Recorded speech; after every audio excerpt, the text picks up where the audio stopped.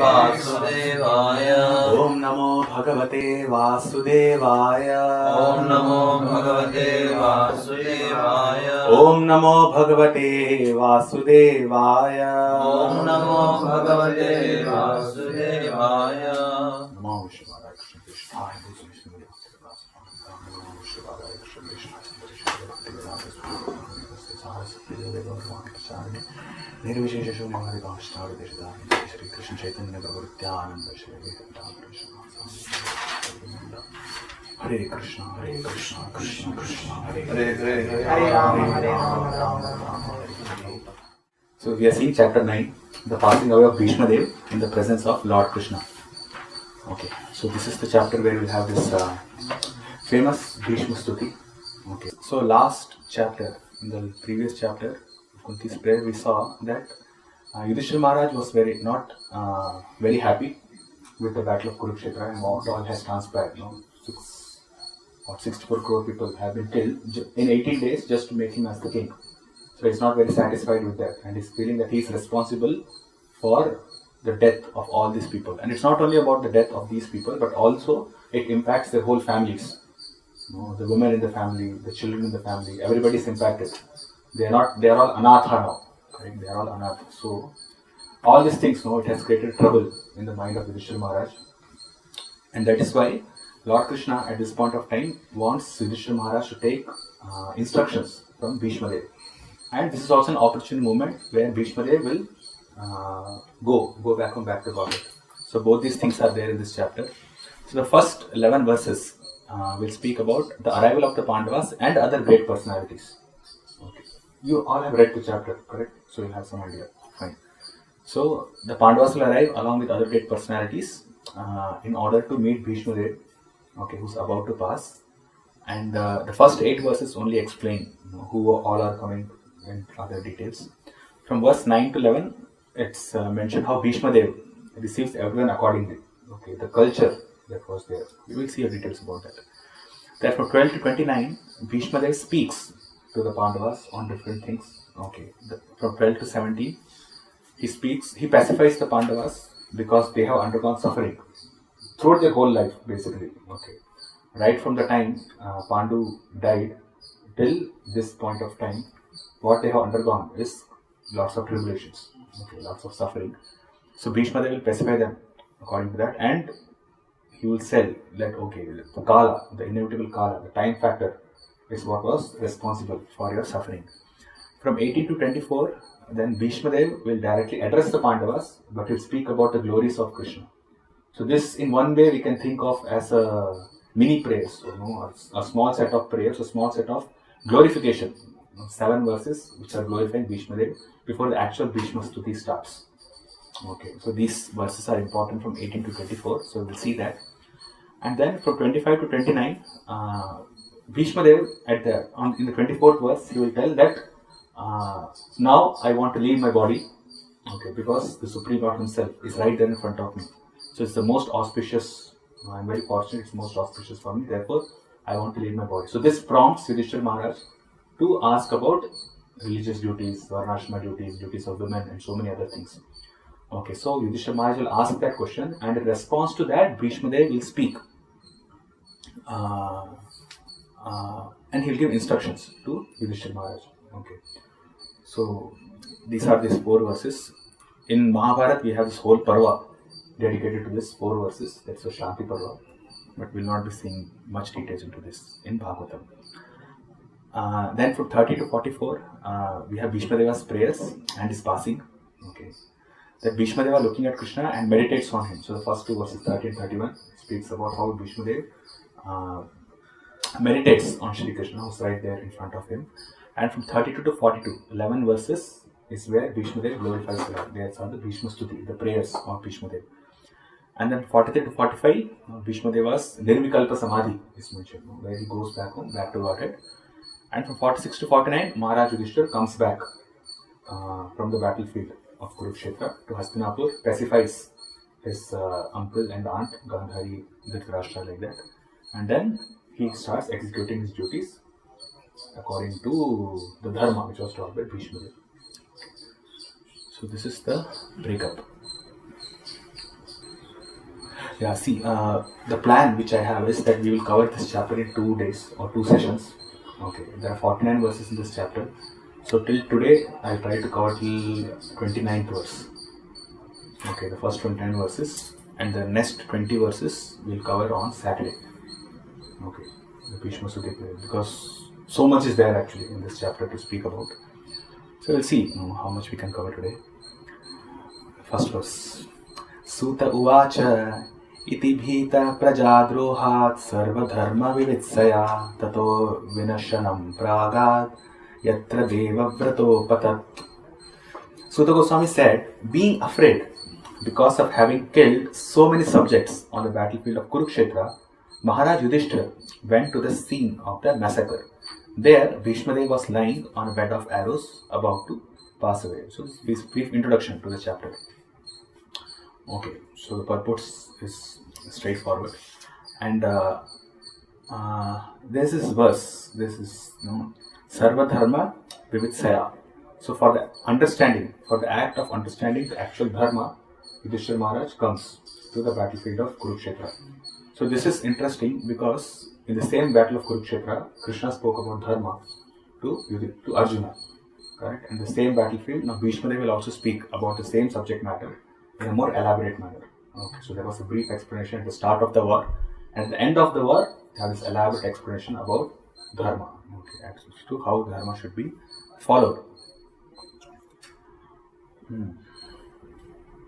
So in this chapter it will be mentioned that Maharaj Yudhishthira ruled the world as per the instructions of Bhishma Dev, a Mahajana directly approved and glorified by Krishna. Therefore, the instructions of Bhishma Dev are very important for a smooth social interaction and for facilitating the achievement of highest goal. Okay, most of the instructions which are there in the Mahabharata, especially in the Shanti Parva. In Shanti Parva, Bhishma Dev will tell lots and lots of stories. Okay, and through that he will teach what is the actual religious principles that a king should follow. So Mahabharata has all these details. For this age of Kali, whatever is required, Srila Prabhupada has put most of it in the first canto of Bhagavatam itself.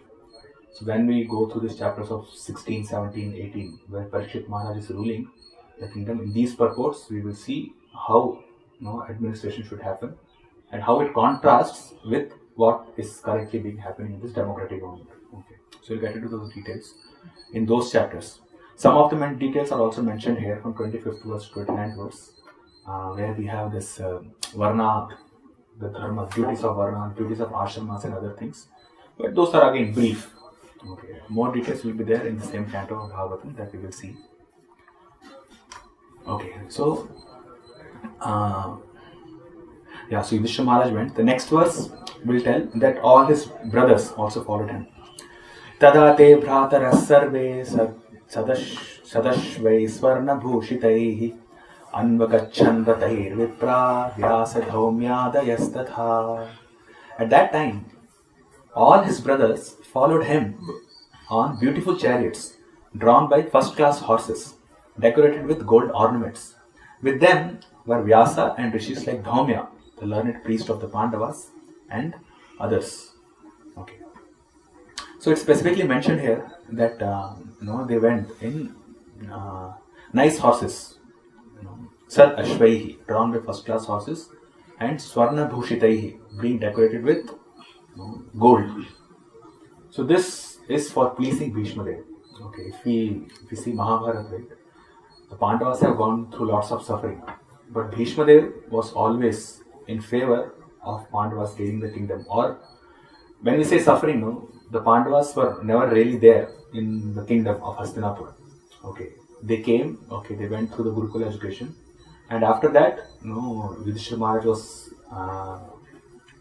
declared as the prince.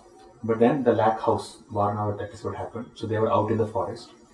Then they get married to Draupadi. Then they come back. Okay, and then again they are sent out of Hastinapur to a place which was called Khandavaprastha. Correct? And they have to they have to construct the whole city from nothing, basically. So they were out of Hastinapur at that time also, which was actually their due. Maharaj Yudhishthira was the most qualified person, and he was supposed to get the kingdom. Okay, so that is there. But each and every time, there was deception, and he was not given the kingdom. So he was sent to Khandavaprastha, which they inhabited and which they made a big city as Indraprastha. And when at that time also, when Duryodhan was not very happy with that, then what did he do? He made a scheme.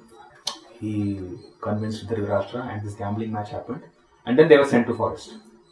Okay. So the Pandavas, after coming back from forest, where they were when they were born, okay, they came back from forest. Okay, they had their Gurukul education, and then from that time onwards, nothing favorable happened to them.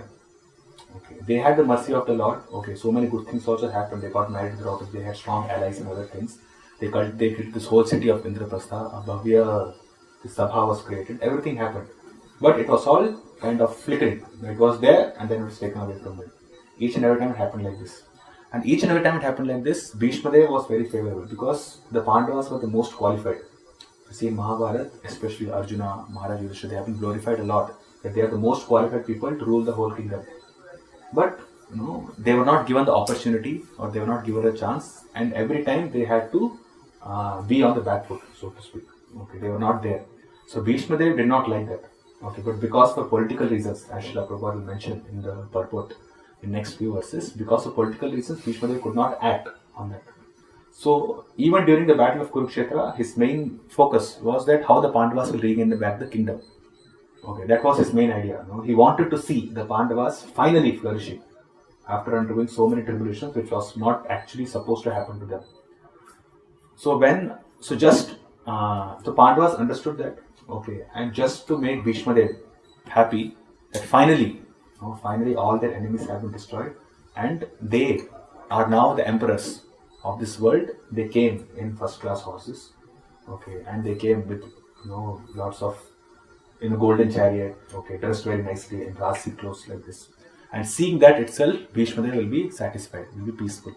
One of the reasons why Bhishma Dev did not leave his body, because he has Ichamrityu, right? He can leave whenever he wants. He can leave his body whenever he wants. He had that benediction from his father. But he did not, because he wanted to see that the Pandavas regain back the kingdom.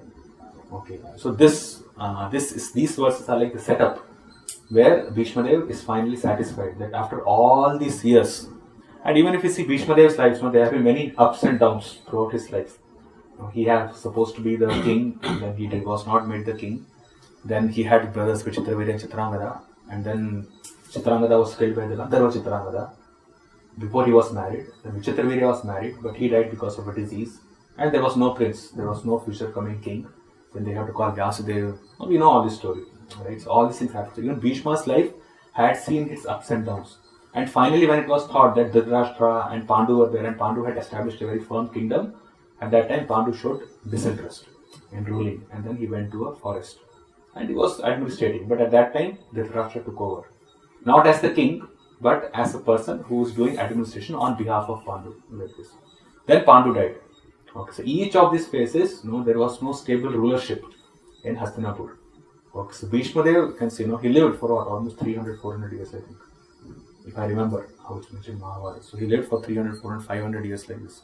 And throughout all these years, it has been only tribulations that he has seen, ups and downs. Okay. So finally, when he's about to leave his body, he wants to have some peace, that the land, the citizens will be ruled dharmically, and they'll have a stable king, like this.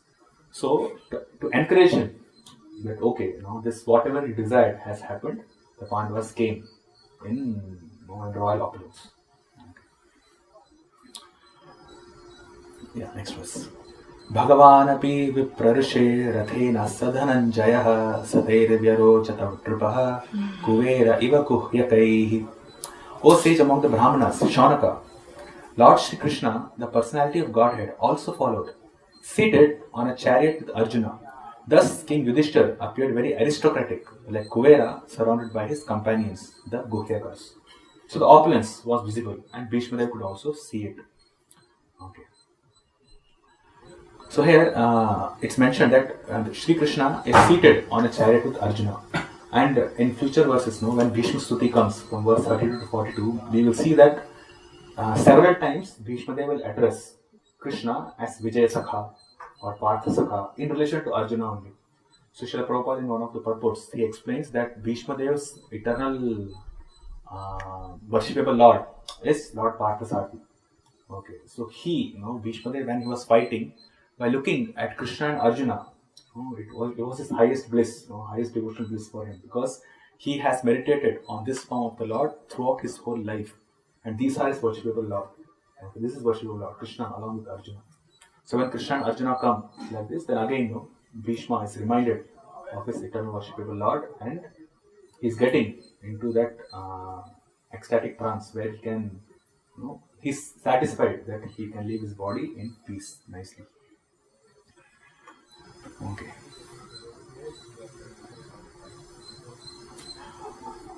Right. Text 4.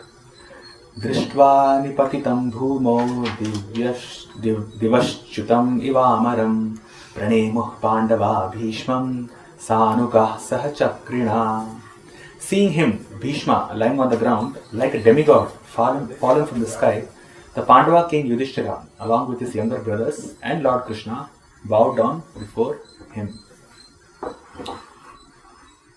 Yes, so Srila Prabhupada writes here that all the family members of the Pandavas knew Lord Krishna as the Supreme Personality of Godhead, but the Lord, although conscious of his supreme position, always behaved according to social customs. Okay. So Krishna bowed down as a matter of social custom, that's there, but he also bowed down to the devotion of Bhishma, as Krishna felt obliged to his great devotee. So this can be understood by his direct presence during the passing of Bhishma Dev. So again, these discussions will come in the purports, in the future purports. So we can, this is one reference. In Nectar of Devotion, okay, chapter 22, qualities of Krishna, one of the qualities is that he is controlled by love.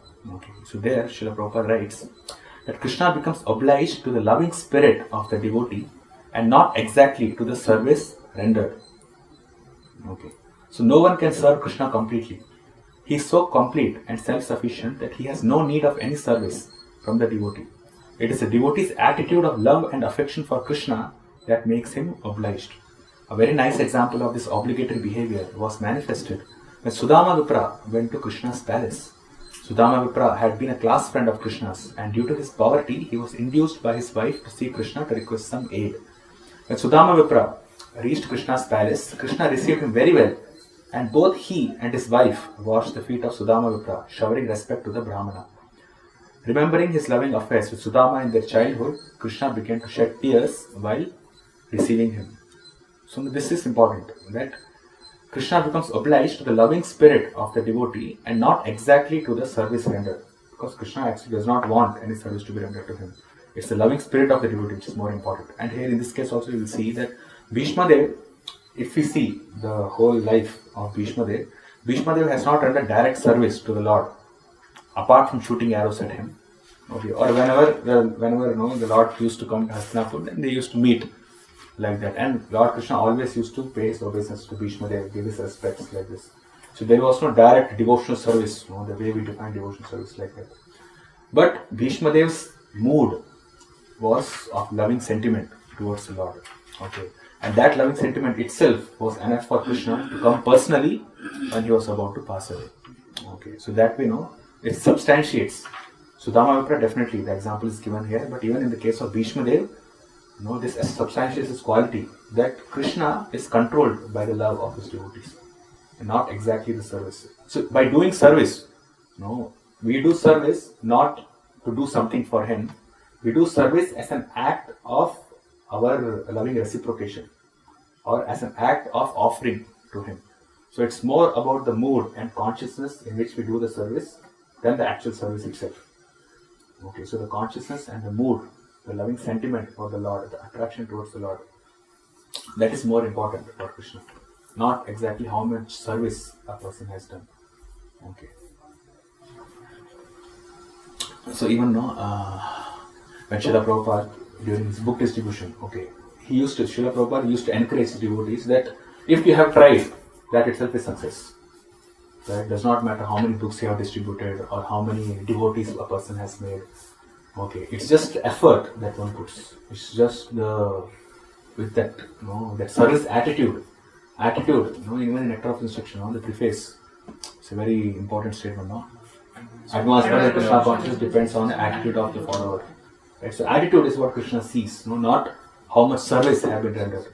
So it does not mean that service should not be done. We just sit in one place and then say, oh Krishna. Not like that. We have to do service because service is the way we express our affection for the Lord. Okay. But what is more important is the loving spirit and not how much we have accomplished as service. Okay. So that's why whenever we do service, we should always make sure that our consciousness is proper. That we are doing it for pleasing the Lord. Not to finish the services and do things like that. Okay. Text 5. Tatra brahmarshayas sarve devarshayascha sattama rajarshayascha tatrasan drashtum bharata pungavam. Just to see the chief of the descendants of King Bharat, Bhishma, all the great souls in the universe, namely the rishis amongst the demigods, brahmanas and kings, all situated in the quality of goodness, were assembled there. Okay. So the rishis are those who have attained perfection by spiritual achievements.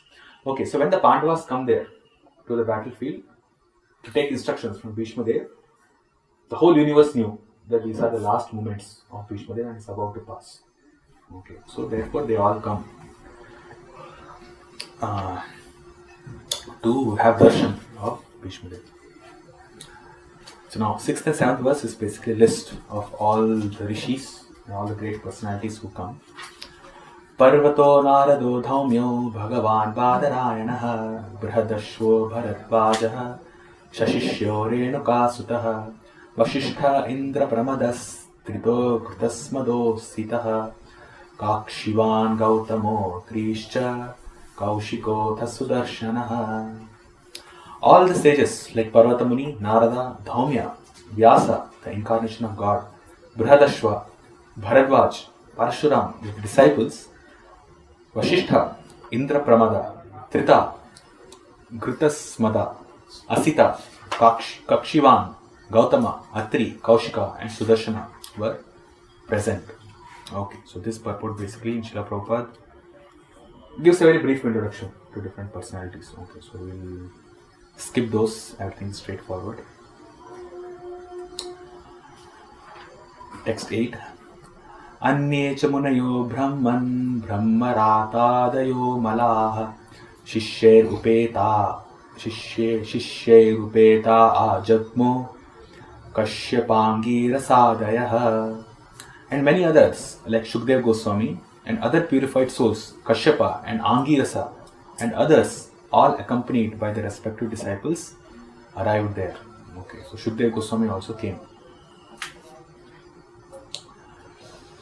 Yeah, so in Mahabharata it's mentioned that there are totally 60 lakh shlokas in Mahabharata, out of which 1 lakh is present in Bhuloka now. Rest of the shlokas are there in the higher realms. They are there in Swargaloka and all the 60 lakhs are present in Satyaloka, in Lord Brahma's planet. So different personalities spoke the different verses, set of verses to at different places. So it's mentioned, Prabhupada writes here, Shukdev Goswami recited 14 lakh verses of Mahabharata in the council of Gandharva, Yakshas and Rakshasas. And other sages, they recited, one sage is, I don't remember his name, a sage recited 30 lakh shlokas in Swargaloka, I think. And all the shlokas are always recited in Satyaloka, the 60 lakh shlokas. So when Vyasadeva compiled Mahabharata, it had 60 lakh shlokas, but we have only 1 lakh of them. Okay, so many other historical narrations and so many details about Dharma, nuances of Dharma are there in those 60 lakh shlokas. We do not know what is there, but this 1 lakh itself, assimilating 1 lakh itself is a big deal for people of Kali Yuga, so therefore that's enough for us. Okay, yeah. Okay, so this, this basically is the things which Vyasadeva taught to Shukdev Goswami, which also is present, is taken from Mahabharata. Srila Prabhupada speaks about that. And regarding Kashyapa, it's mentioned that he is one of the Prajapatis, son of Marichi, and one of the sons of Prajapati Daksha. And in Mahabharata, we will see that Kashyapa comes many times. Sorry? Son-in-law. He is the son-in-law of Prajapati Daksha, yes. Why I said son, is it? Okay. Yeah. Son-in-law of Prajapati Daksha. Yes. He married 13 daughters of Daksha. Yes. So in Mahabharata, Kashyapa will come at many instances. Okay. And Kashyapa's sons are called as Kashyapas. So there are different munis. Now, Kanna Muni is also one of the descendants of Kashyapa, so he's also called as Kashyapa at many places. So if you are reading Mahabharata, you will see you have to differentiate between Kashyapa and Kashyapa. Now, Kashyapa can be anybody.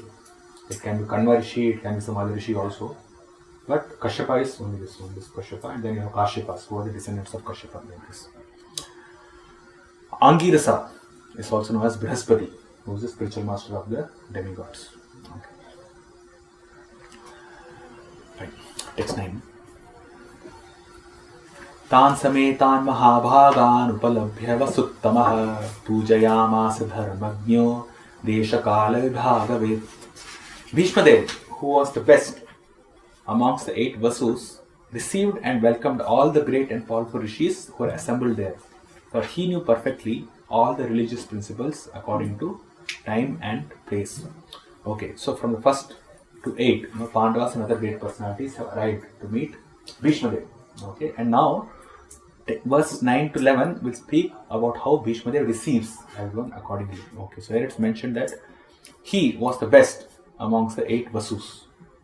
Okay. And he welcomed all the great rishis and powerful rishis who were assembled there. And he knew perfectly all the religious principles according to time and places. So in the purport, Srila Prabhupada writes that how one should adjust, or when is it possible to adjust religious principles. Okay. So one of the qualification is that expert religionists know perfectly well how to adjust religious principles in terms of time and place. Okay. So those who are expert in the intricacies of dharma, only they are eligible to make not modifications to dharma, but how to follow them, or how to implement, or how to basically follow the dharma based on time and place. Okay. And obviously, the famous example is Srila Prabhupada.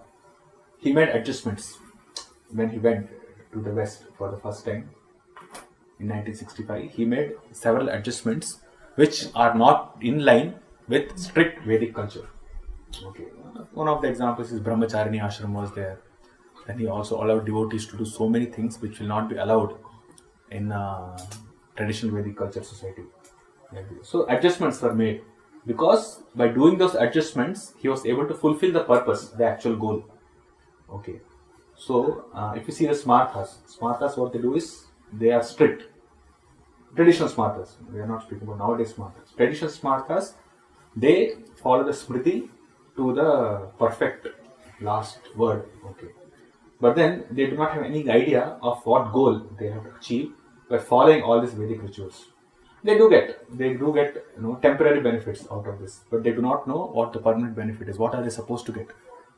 What's the actual goal? Vedeshtu sarvai ahameva vedyaha. That they do not know. So what they do is just follow the rituals to the T, or to the last word, but they don't know why they are doing it. Okay. But as Srila Prabhupada said, phalena parichiyate. If the result is attained, then the process which is being followed, it's kind of authentic. It's accepted as authentic process. So Srila Prabhupada's main goal in going to US was to preach Krishna consciousness, to make devotees, to bring the conditioned living souls into pure devotional service. And by making some adjustments, he was able to do that, because he knew what the essence of all the religious duties are and how to make those adjustments. So he is the expert religionist. He knew the intricacies of dharma very perfectly and properly.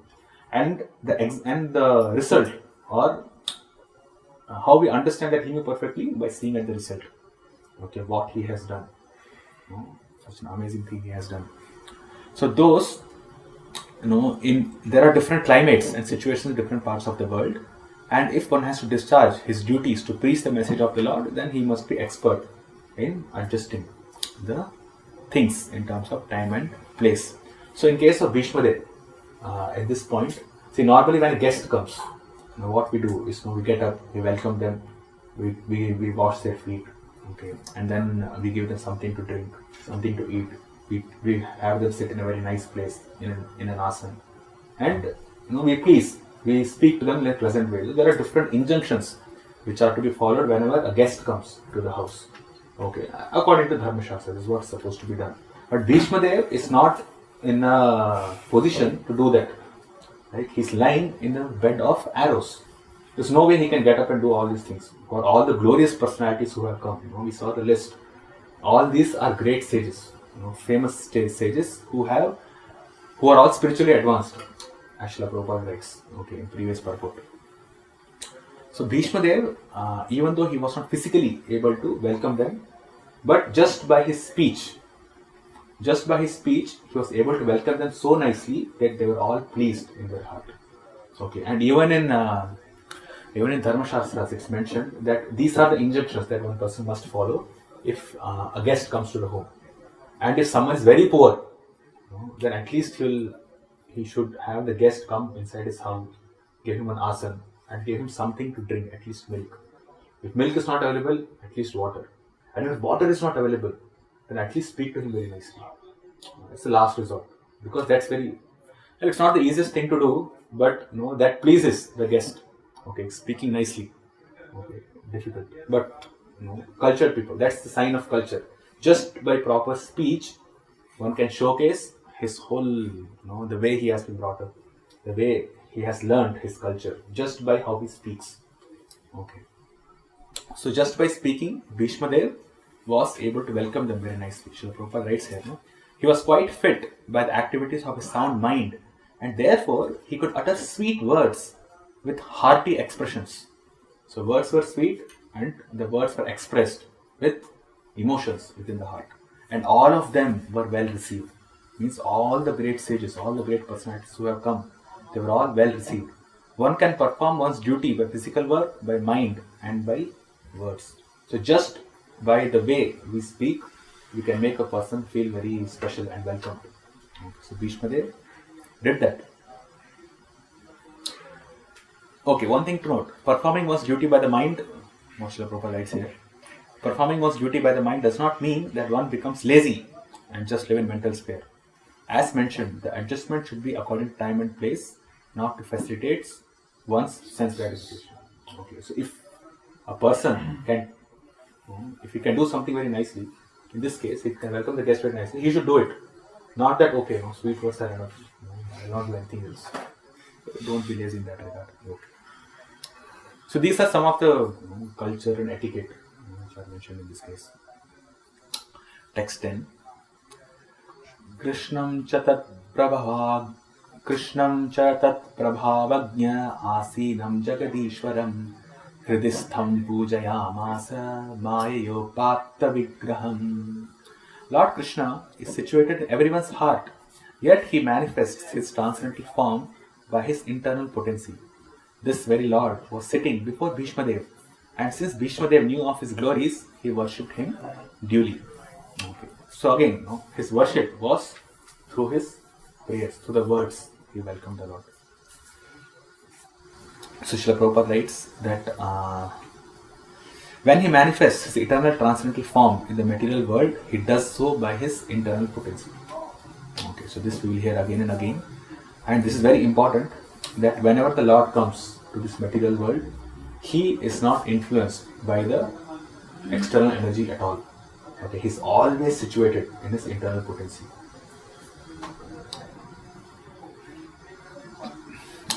So some qualities of the Lord is mentioned here. So he is Jagadishwara, he is Lord of the universe. Hridistham, situated in everyone's heart, and Mayopatta Vigraham. So here, see, sometimes Maya can also mean the external potency of the Lord. So this, if we try to understand this verse, saying, Mayopatta Vigraham means, he comes by because of this, under the influence of the external potency, this is negated by these two. His Jagad Ishwaram, he is the Lord of the universe, and his Hridistham is situated in everybody's heart. So therefore, if we take that Maya as external energy here, then Jagad Ishwaram and Hridistham makes no sense. So Maya here must mean internal potency. It cannot be external potency. Because anyone who is under the influence of external potency, he cannot be situated in everybody's heart. It is not possible. So, Maya here is internal potency. We are always under Maya, which manifests in two ways, internal and external. Internal potency reveals the Lord, external potency covers the Lord. Okay. Covers the Lord. So, we are always under Maya. Okay. Either we have taken the shelter of internal potency, or we have taken shelter of the external potency. Okay. So, we as Tatastha Shakti are always under one of the energies of the Lord. We are never apart, or we cannot have a position beyond the energy of the Lord. It's not possible. There's no such thing that exists like this, where we can have something third. There's a third thing also. It's only two things: internal potency of the Lord, external potency of the Lord. Mahatmanas Mahabharata, Daivim Prakriti Mahashata. Either we take the shelter of Daivi Prakriti, or we take shelter of this Bahiranga Prakriti, Bahiranga Shakti. So only these two are there. Okay, so we are always under the influence of Maya. Internal potency reveals the Lord, while external potency covers the Lord. Okay, so now we have to decide which potency we want to be in. Okay. So, and because internal potency is what reveals the Lord, one who is influenced by the external potency cannot know Krishna. It's not possible. So, if we are going this whole exercise of reading different devotional scriptures and things like that, our whole devotion process is to have our consciousness fixed, our consciousness situated in the Daivi Prakriti, in the internal potency of the Lord. And that happens by rendering devotion service. Because devotion service is directly related to the internal potency of the Lord. Okay, devotion service is conducted under the internal potency of the Lord. So one who renders devotion service is automatically under the internal potency of the Lord. And one who does not, he is automatically under the external potency of the Lord. So it's both ways. Okay, one cannot have a Tatastha position in between. Okay, he is already Tatastha Shakti, he has to take shelter of one of these potencies. Either internal potency or external potency. There is no middle way in between. Okay. Text 11.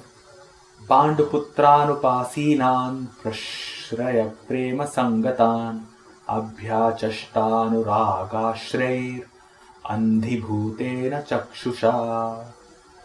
The sons of Maharaj Pandu were sitting silently nearby, overtaken with affection for their dying grandfather. Seeing this, Bhishmadev congratulated them with feeling. There were tears of ecstasy in his eyes, for he was overwhelmed by love and affection. So as we discussed before, there were tears of ecstasy in his eyes because finally he has seen the Pandavas as with their full opulence, the way he wanted to see them. So he was overwhelmed with love and affection. Okay. And the Pandavas were sitting silently because they knew of how much affection, how much love and care Bhishmadev has shown to them. And now they also know that Bhishmadev is about to depart. So they were overtaken by grief and also by affection for the dying grandfather. Okay. Yes. So from this 12th to 17th, okay. Now looking at the Pandavas sitting silently like this, Bhishmadev will start speaking. Okay. So he will address the Pandavas, and this will go till the 29th verse. Again, just to recap, from 12 to 17, he will pacify the Pandavas for their suffering. And seeing Krishna along with the Pandavas, he will speak about the glories of Krishna to the Pandavas, and then he give instructions to Maharaj Yudhishthira. Okay. Yeah. Text 12. Aho kashtam aho nyayam yadyuyam dharmanandanaha Jivitum narhata klishtam vipradharmachitashraye vipradharmachitashrayaha. Bhishmadev said, "Oh, what terrible sufferings and what terrible injustice you good souls had to suffer for being the sons of religion personified. You did not deserve to remain alive under those tribulations, yet you were protected by the Brahmanas, God and religion." Okay.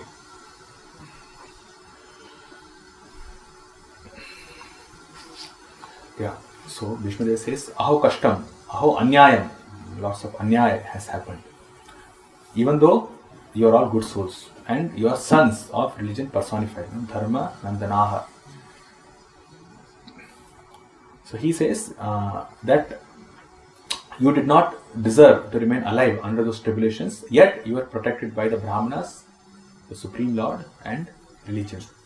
Srila Prabhupada says here that Bhishma Dev specifically, he wants to point out to Maharaj Yudhishthira that you should not be disturbed because of the great massacre that had happened, because so many injustices have been done to you, and because you are Dharmanandana, you are the sons of Dharma himself, you are religion personified. You are all sons of religion personified.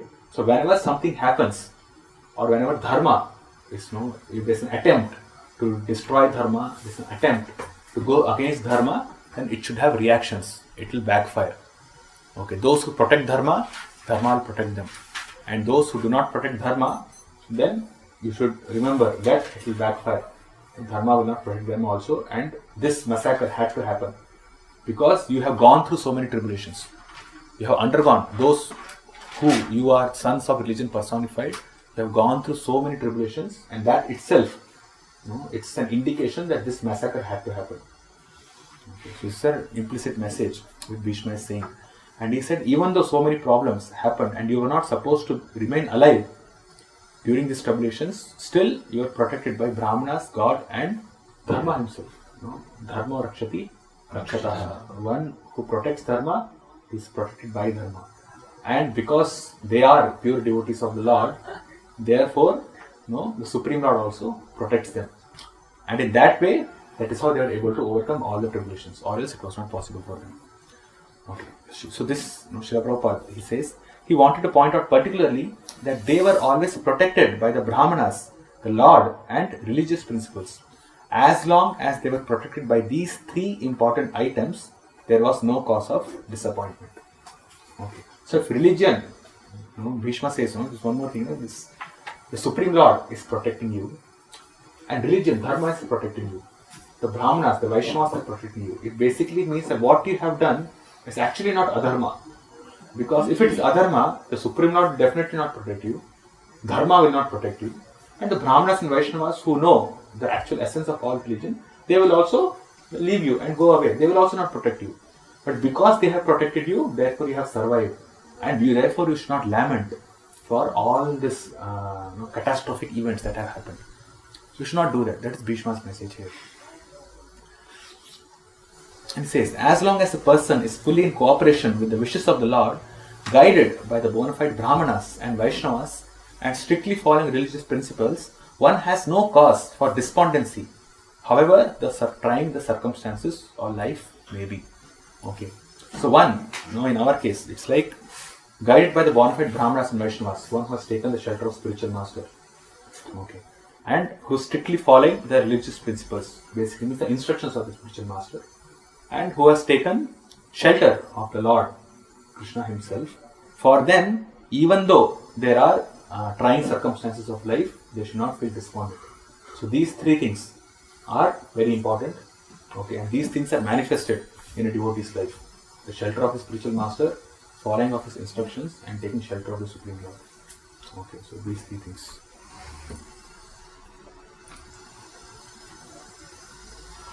Okay.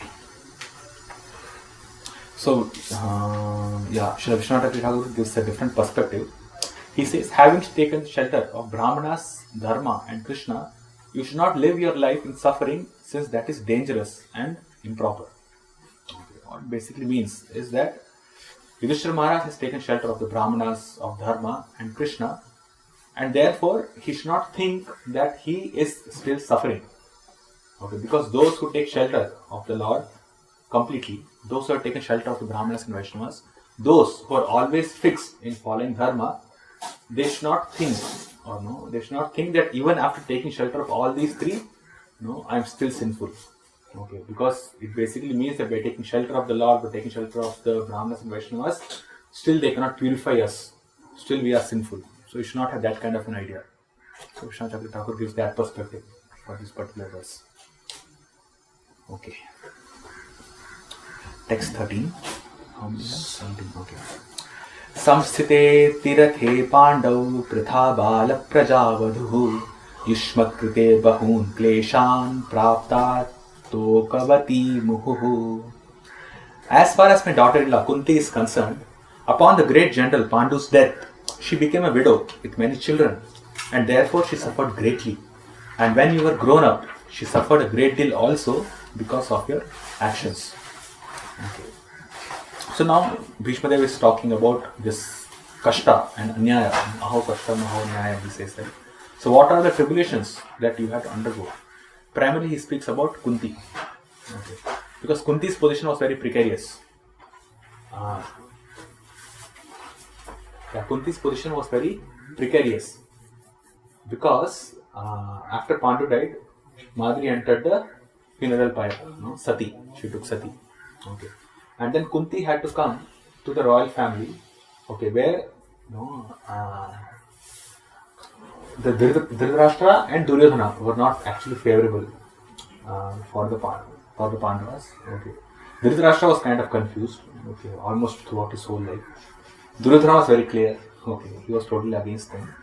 And Dhritarashtra was controlled by Duryodhana. Okay, even though they were young boys. Actually, in Mahabharata it said that by the time the Pandavas came to Hastinapur, they were already around 13-14 years old. Okay, they were 13. Yudhishthira Maharaj was 16 years old, I think, when he came to Hastinapur after Pandu died. And each of the brothers were 1 year younger. 15, 14, 13, 12, 11, like this. So, and Duryodhana was almost 15-16 years old at that time. So he was conscious and he did not like the Pandavas when they came. And also the Pandavas were very virtuous and all the elders in the family used to like them. So Duryodhana and his other brothers were very envious of the Pandavas. And because the king, Dhritarashtra is the king because Pandu has expired and Dhritarashtra was directly in control of Duryodhana. So therefore it was a very precarious situation for Kunti. Okay. So somehow they were educated, but then again, so many other things happened which we discussed at the start of this class. And Kunti also had to suffer because of that. In the first time when they went to the forest before they got married to Draupadi, Kunti was also with them in the forest, right, roaming around in the forest after this lakh house was burnt. And the next time, when they again went to forest for 12 years and the 13th year, at that time Kunti was not with them. But she had to stay in the palace where everybody was against the Pandavas. Apart from some of them, Bhishma, Vidura, Drona, like this. But the royalty, the king, they were all against them. So Kunti had to stay in that place. So she underwent lots of tribulations. And also she was not with their sons. Or she was not with her sons. Okay. So again. So the sufferings of Kunti are doubly lamented. Because one thing is, she suffered greatly because of early widowhood. Her husband died. And she had to bring her minor children. And then after they were grown up, she had to suffer because of her son's actions also. Namely the gambling match, okay, which they played, even though they knew that they will be defeated. And then they had to undergo problems. So she was destined to suffer by providence, and this one has to tolerate without being disturbed. Okay. So now, this leads to Bhishma telling the Pandavas that even though you are your sons of Dharma personified, even though you are not supposed to suffer, and Kunti suffered much more than you, doubly she suffered a lot because of that. All this is because of this inevitable time, because of Kala. Because of Kala, therefore, you had to undergo tribulations, even though you were actually not supposed to suffer. Okay. You were not supposed to suffer. Okay, so this particular section from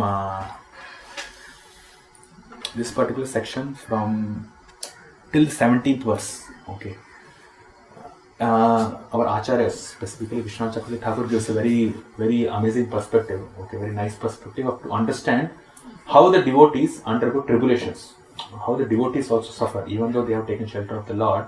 Still, there are reverses in the life. Okay, why it happens? And how the devotees react to that. Okay, how the devotees take that into consideration like this.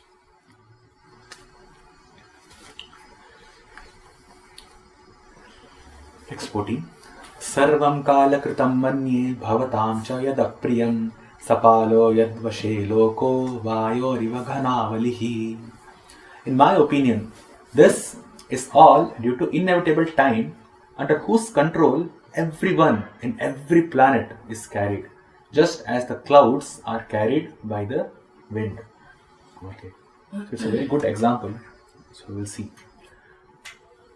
So Srila Prabhupada here speaks about how everybody is controlled by time. He says there is control of time all over the space within the universe, as there is control by time all over the planets.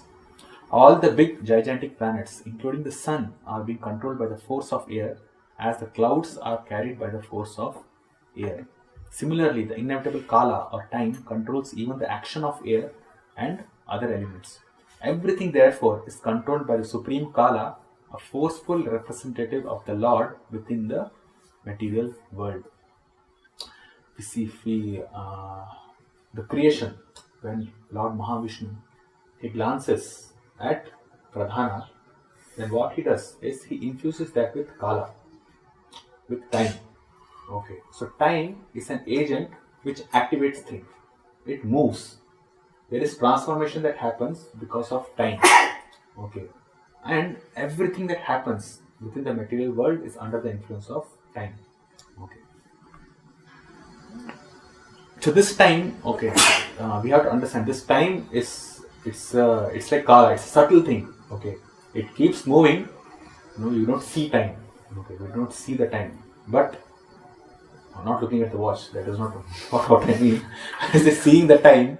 We don't see it manifest, but it goes. Okay, the time passes, and as time passes, there are transformations within our body, outside our body, within the whole material nature. The movement of planets, the movement of sun, everything within this material world is controlled by time, and even the creation of this material world also happens because of the agency of time.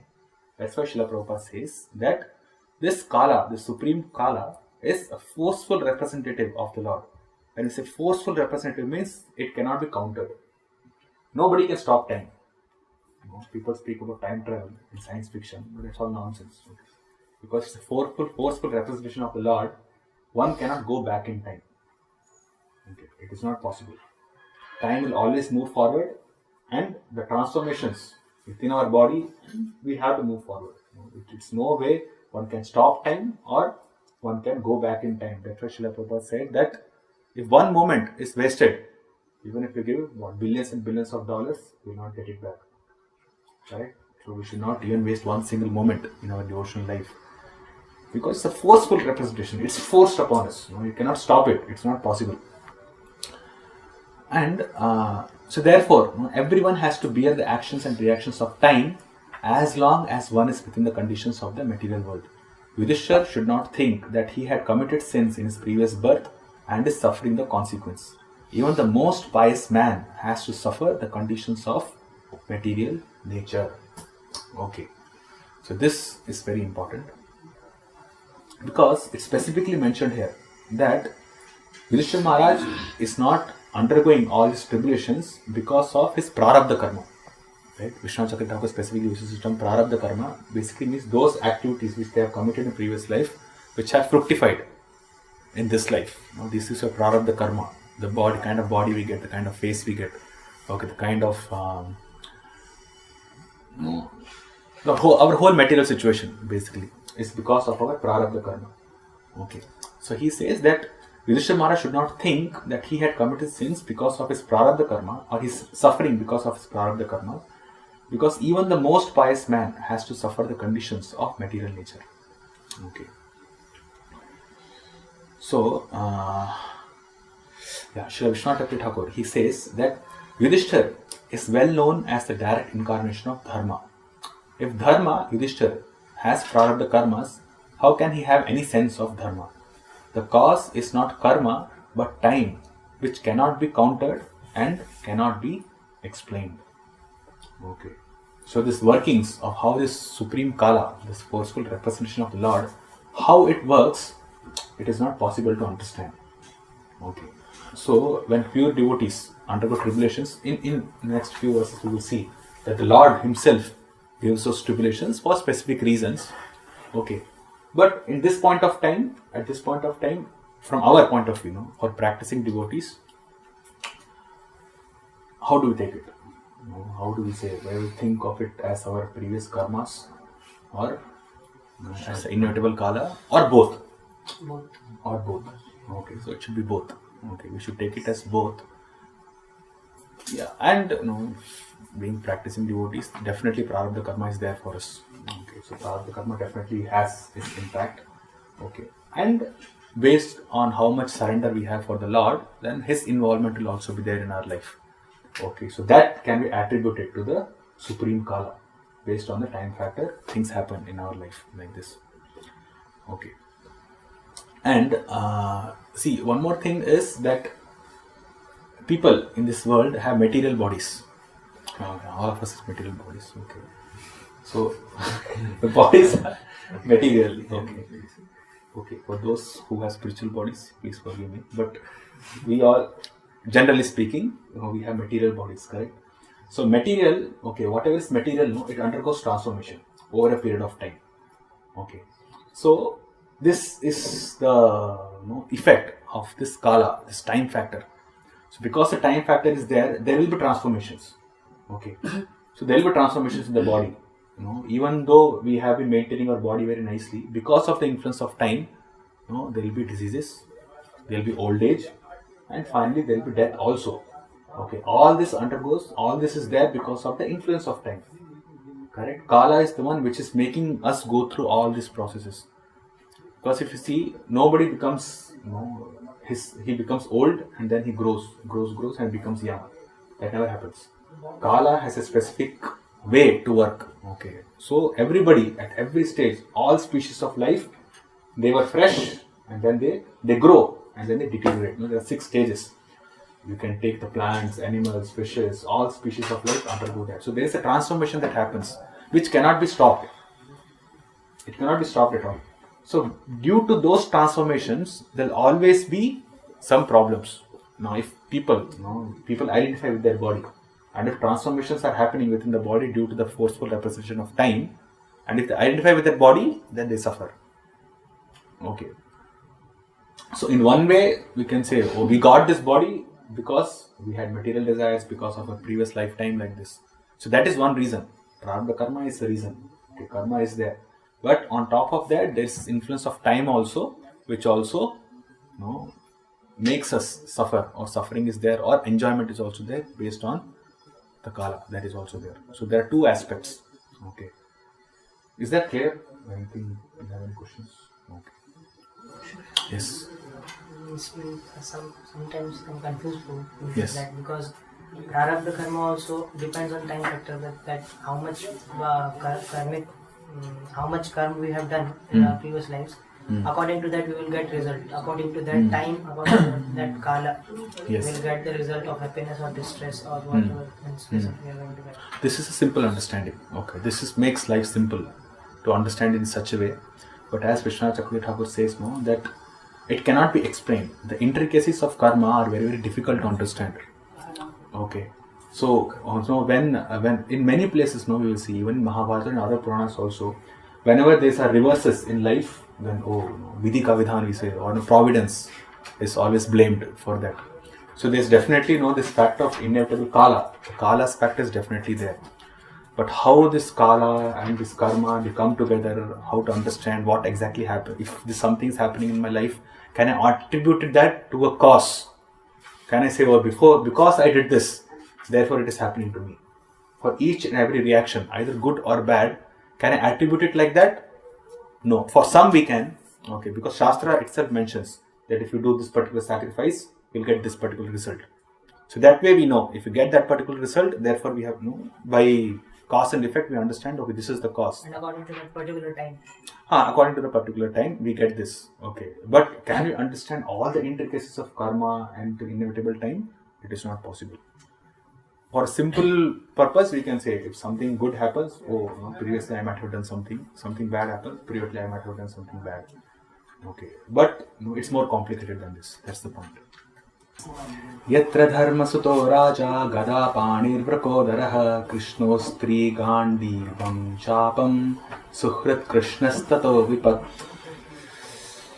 Oh, how wonderful is the influence of inevitable time. Otherwise, how can there be reverses in the presence of King Yudhishthira, the son of the demigod controlling religion? Bhima, the great fighter with a club, the great bowman Arjuna, with his mighty weapon Gandiva, and above all, the Lord, the direct well-wisher of the Pandavas. So he's substantiating, Bhishma is substantiating this point that all this is because of inevitable time. Okay. And Srila Prabhupada makes this point here that Kala is identical with the Lord himself, and therefore the influence of Kala indicates the inexplicable wish of the Lord himself. So basically, in this case, specifically in this case, with respect to the Pandavas, it was the wish of the Lord that they had to undergo so much suffering. Why he made them do that and all, we will see in the subsequent verses. Okay. Yeah. The inexplicable means that which cannot be explained or which cannot be understood. Okay. So the intentions of the Lord cannot be understood. That we will see. The inexplicable wish of the Lord in regards to the Pandavas is for teaching everyone in this world on all aspects of human life. Broadly, the 4 Purusharthas and the 5th one, pure devotional service. So Kala acted as desired by the Lord for this purpose. Okay, in the case of Pandavas, no, all the 4, Dharma, Artha, Kama, Moksha, along with pure devotional service.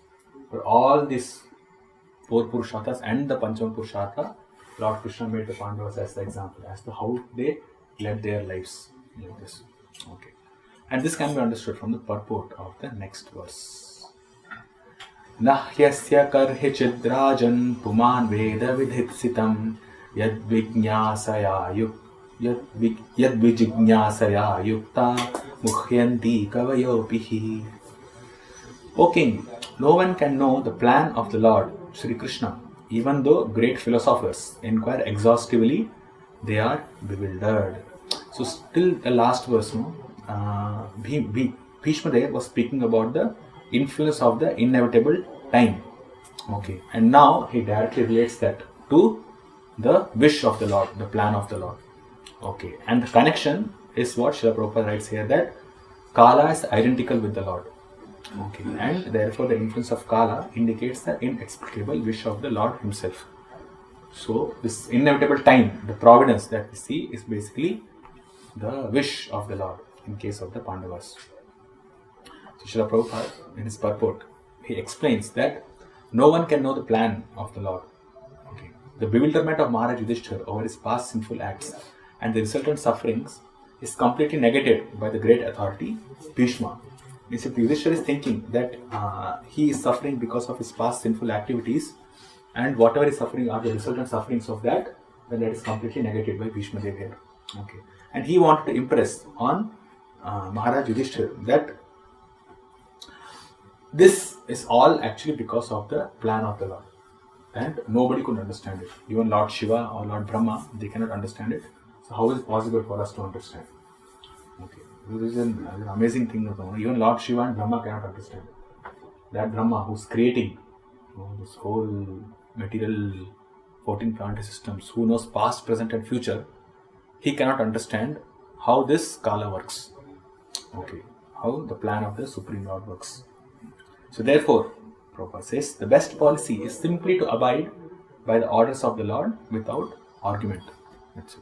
It's simple. Abide by the orders of the Lord. That will take care of everything. We don't have to go into this analysis, paralysis of how, why it's happening, how this is happening. Not required. Follow the orders of the Lord. Simple.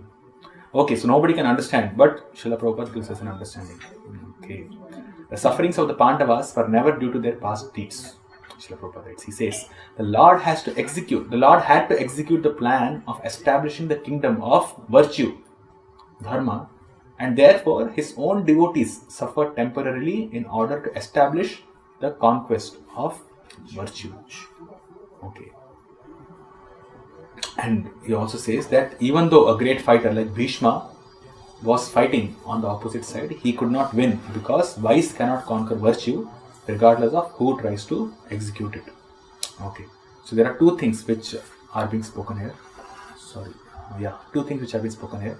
One is, through his devotees, Krishna establishes, he executes the plan of establishing dharma. Okay. Through his devotees, he teaches all the people. Okay. When Krishna has to do something, he does it through his devotees. Okay. All the time. So if he has to teach people about dharma, he teaches that by through the Pandavas. A very good example. And if he has to teach that by sinful activities or by taking side of adharma, one cannot achieve glory, one cannot achieve anything. That's the or rather, he cannot conquer virtue, or he cannot become successful. If one takes shelter of adharma, one cannot become successful. That is also demonstrated in the case of Bhishma. Okay. So both things are achieved by the devotees of the Lord. So basically Krishna makes an example of his devotees. So Bhishma Dev was a great devotee of the Lord, but he chose to fight against the Pandavas by the will of the Lord, because the Lord wanted to show that a fighter like Bhishma cannot win on the wrong side. So dharma is most important. Text 17. Tasmadidam daivatantram vyavasya bharatarshava tasyano vihito natha pahi praja prabhu. O best among the descendants of Bharat, Yudhishthir, I maintain therefore that all this is within the plan of the Lord. Accepting the inconceivable plan of the Lord, you must follow it.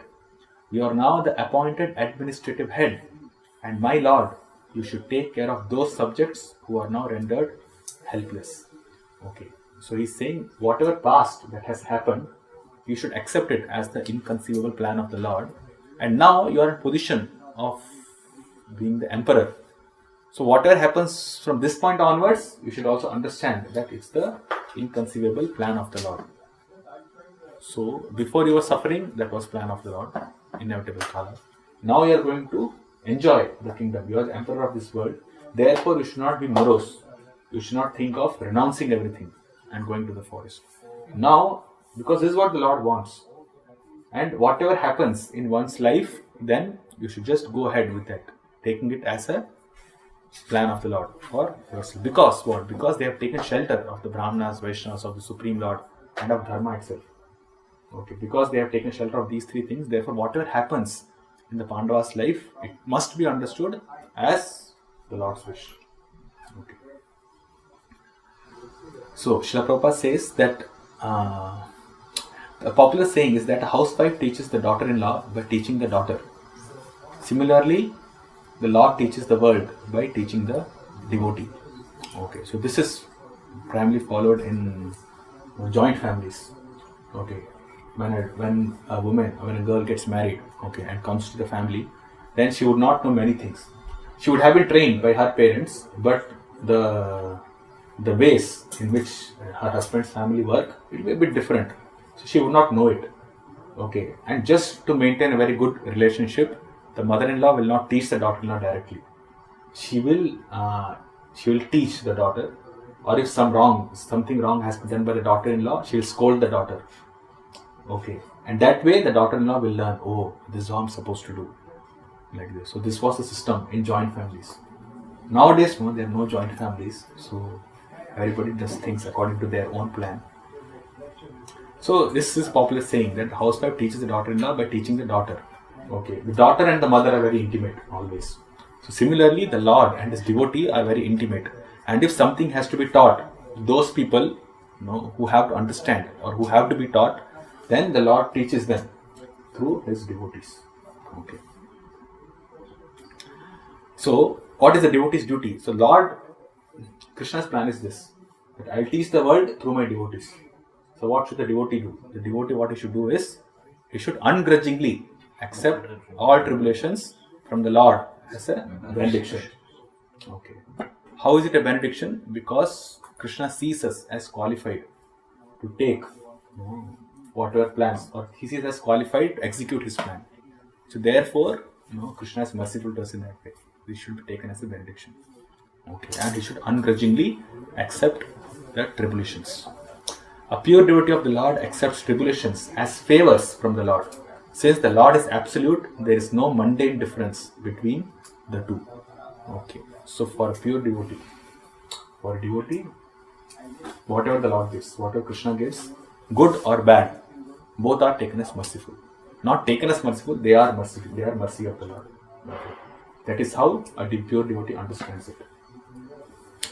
How does a neophyte devotee understands it? He thinks, oh, if the Lord makes the material situation comfortable, he is good. Or else he is punishing me. Oh, something happened. My Lord, why are you punishing me like this? No, the Lord is form. Lord does not have a form. Why is Krishna punishing me? A pure devotee never thinks like that. Why Krishna is punishing me? There is no question of Krishna punishing anybody. Okay, he does not punish anybody. A pure devotee does not even see. If some reversals are there in his life, he does not think that the Lord is punishing him. Okay, he takes it as his mercy. The understanding which Prabhupada gives us, in Bhagavatam also it's mentioned that whatever we suffer, we have to understand that we were supposed to suffer more, but by the mercy of the Lord, it has been reduced. Okay. One time, a devotee, when he was during Prabhupada's time, a devotee was cutting vegetables in the kitchen. Okay, and his hand got cut. Okay. So, he came to know, Prabhupada came to know that his hand got cut. And he told that devotee, your whole, your head should have been cut, or your hand, the whole hand should have been cut. But because of Krishna's mercy, only a small bit has been cut when you are cutting vegetables. So this is Krishna's mercy on you. Like this. So that's how devotee should accept. Okay, so two aspects are discussed in this purport. How the Lord teaches and how a pure devotee accepts them. Okay. And both are for teaching the common man. Neither the Lord is cruel to the devotee, nor does the devotee suffer like an ordinary conditioned soul. So Krishna is not cruel. At the same time, the devotee also does not suffer like an ordinary soul suffers. So Lord gives mercy either way, either by giving opulence or by taking everything. Similarly, a pure devotee accepts everything that the Lord gives as his mercy alone. He never laments nor hankers for anything. Okay, and two references in this connection is these two. Yasyaham anugrahnami harishyet dhanam shaihi tato dhanam tejantyasya swajana dukkha dukkikam, and Yona Krishyati na dveshi na shochiji na kamshati shubhashubha parityagi bhakti manyasya me priyaha. So this is from the Lord's perspective, that he will take on whoever he wants to give mercy, he will take. Or the opposite ways, he can give also, opulence also. But how does a devotee should take? He should take it as, even when there are reverses, he should not accept them. Or rather, he should not accept them as punishment from the Lord. Text 18. एष वै भगवान् साक्षात् आद्यो नारायणः पुमान् मोहयन् मायया लोकं गूढश्चरति वृष्णिषु. See, from 18 to 24, Bhishmadev is basically glorifying Krishna while speaking to Pandavas. Okay. So he says that Eshavai, this person, Krishna, he is Bhagavan Sakshat. This Sri Krishna is none other than the inconceivable original personality of Godhead.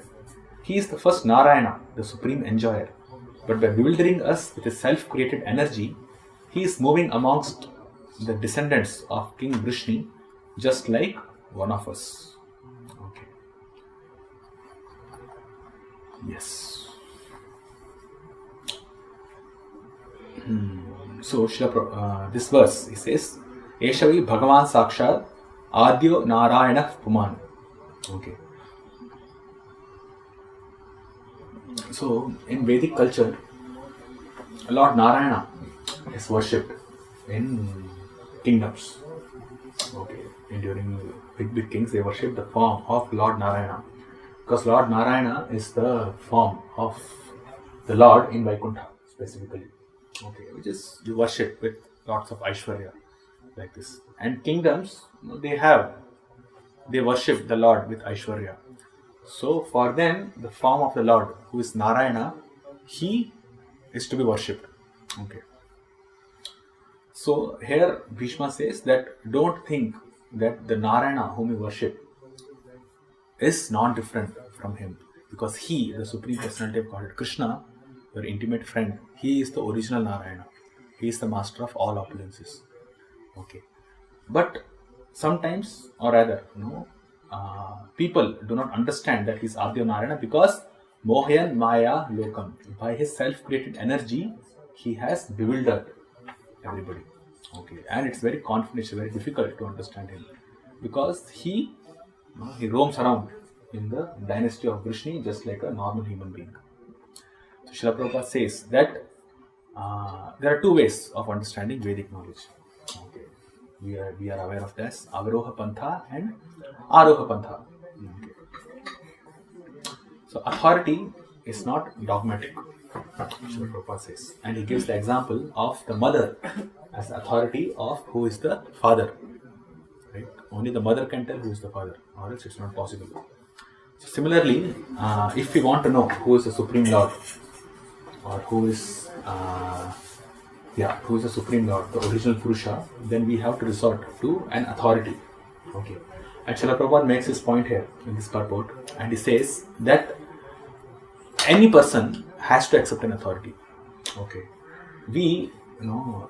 Every human being, if he has to gain knowledge about anything, he must accept an authority.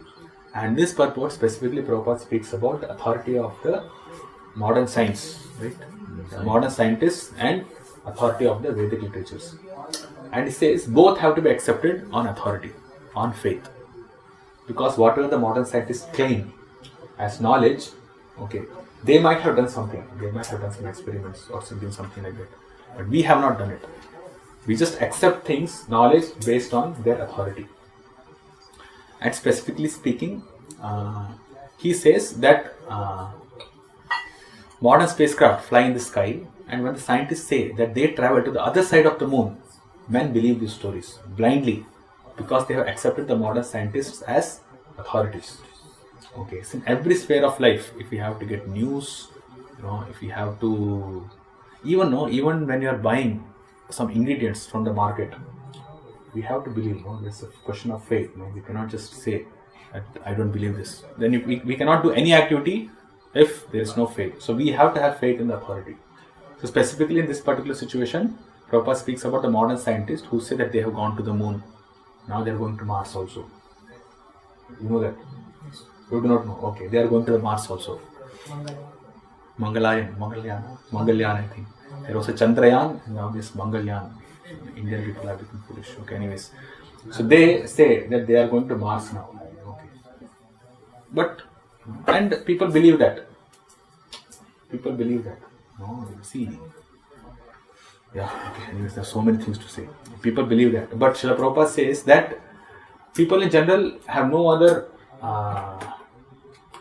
way but to believe some authority. They need to have faith in some authority. So modern people have been taught in such a way to have faith in modern scientists. But the faith that people used to have in Vedic literatures, it has been destroyed. This is the reason why Srila Prabhupada used to call these modern schools as slaughterhouses. Because what they do is not only teach the wrong things, but they misplace their faith from the Vedic literatures or from the actual knowledge to speculative knowledge. And once one has been trained from his childhood to not accept Vedic authority, but to accept a speculative authority, it becomes very, very difficult for him to progress or even to take up spiritual life throughout his whole life. Okay, so it's basically like slaughtering the animal. No? If the animal is slaughtered, is there any chance of reviving that animal back? He's gone, done, he's killed. So if the natural nature of following an authority is anyways there, but if the child is given the opportunity to accept the proper authority, his life can become successful. Okay, but if he's not given that opportunity, his whole life is destroyed. That's why Srila Prabhupada says, these modern schools are slaughterhouses, because they destroy the opportunity of a living entity to go back to Godhead. Because it's not the problem. It's not the question of of accepting an authority. When we go out and if we preach to people, they will have, why should I accept Bhagavad Gita? Why should I accept Bhagavatam? How is all blind faith and all?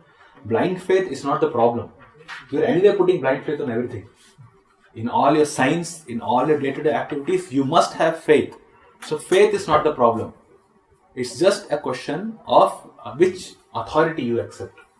And because they have been taught not to accept Vedic authority, but to accept the speculative authority, it has become so much difficult to convince people. Okay, and that is the problem. So it's not about accepting authority, it's not about accepting blind faith. Faith everybody must have, but which authority do they accept? That is what is the key. So that's why these modern schools are like this, because it's not only about knowing or learning many different things of this material world. That is a problem, okay, if not used for Krishna service, or it can be a hindrance. But the main is the whole thought process is molded in such a way that we have no inclination, or these children who pass out of school, go to college and do things, they have no inclination towards this authority of following this Shastra. They only take up this speculative authority. It's a big problem. Okay. So each and every man wants a direct perception of Vedic knowledge. Otherwise, he foolishly refuses to accept it. This is one more point. They say, oh, where is the proof? Can you show me God? Very famous thing I've heard so many times. But even if you go and ask, can you take me to the moon? Will they be ready? No, nobody is ready to take you to the moon or to the Mars. But still accept it. And what? People are not only accepting it, they're ready to pay money for that. All the taxes which they collect from the people, so many miserable situations are there within the society. This money is not used for that. This money is used for sending rockets to the space. All these nonsensical activities are going on. These things are going on, as Srila Prabhupada would say. Okay, then Adyo Narayana. Then Srila Prabhupada explains about the forms of the Lord, okay, different expansions, about authority of the 12 Mahajanas and other things which we have discussed or probably will discuss in future. Then Mohayan Maya Lokam. He says the bewilderment regarding Sri Krishna is due to the action of his twofold internal and external energies upon the third one, called the marginal energy. Sometimes bewildered by the internal energy and sometimes by the external energy. So the jiva, we discussed, the jiva can take shelter or must take shelter either of the internal energy or the external energy. But Prabhupada writes that they can sometimes be bewildered by the internal potency also. And that bewilderment happens when they accept the form of Narayana to be the absolute. Okay, whereas Krishna is the Supreme Personality of Godhead. It's not bad because it's under shelter of internal potency, but still the bewilderment, the concept of bewilderment is there. Right? When we accept the Lord of Vaikuntha, Lord Narayana, as the topmost.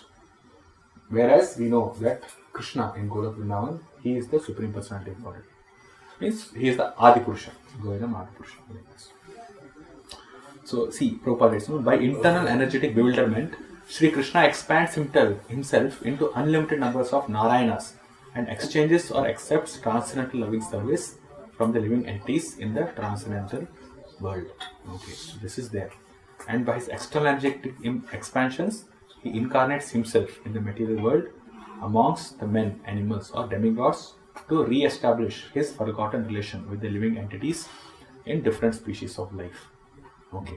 So when he says he incarnates himself, these incarnations are not the transcendental forms of the Lord, but his empowered incarnation amongst the men, the animals or demigods. Okay. So great authorities like Bhishma, however, escape his bewilderment by the mercy of the Lord. Text 19. Asyanubhavam Bhagavan Veda Guhyatamam Shivaha Devarshir Narada Sakshat Bhagavan Kapilo Nripa. O King, Lord Shiva, Narada, the sage amongst the demigods, and Kapila, the incarnation of Godhead, all know very confidentially about his glories through direct contact.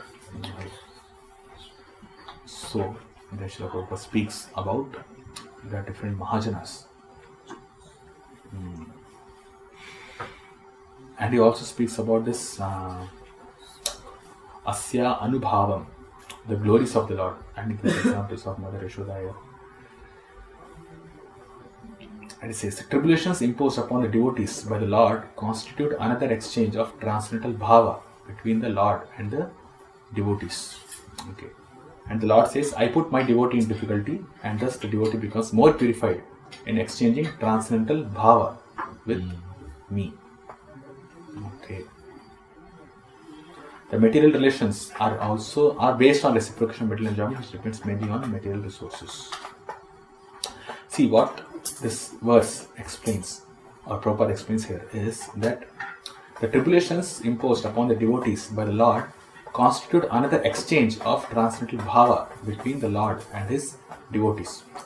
So even the miseries or even the sufferings which the devotee undergoes are also an exchange of transcendental relationship between the Lord and his devotee. Okay. Because he puts his devotee into difficulty and the devotee becomes more purified or more intensified in exchanging transcendental bhava with me. Okay, and this happens in all stages of devotional service. Okay, from a neophyte stage up to the topmost level of the gopis.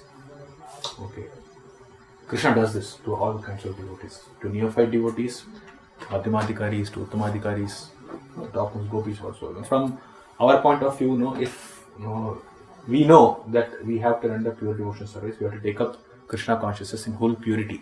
Okay, but there are material attachments. Okay, we are not able to control our mind. Okay, our mind gets diverted to material things like that. Then we can expect that some tribulations will come, which will make us more intensified in our prayer to the Lord like this. Okay, that is possible from the lower stages. In the topmost stage, when Krishna was there during Ras Leela, at that time he suddenly disappeared. Right? We know that, we have read this in Krishna book. He suddenly disappeared, and that intensified the emotions of the gopis with Krishna. Right? So this intensification of devotional service, it happens in all stages of devotees. So what is required is to accept Krishna as the Supreme Personality of Godhead and as the goal of one's life. And we have to render devotional service for that purpose. Once we do that, then Krishna automatically, but he takes personal interest in our lives. Does not matter in which stage of devotional service we are in, Krishna takes personal interest in our life. Okay.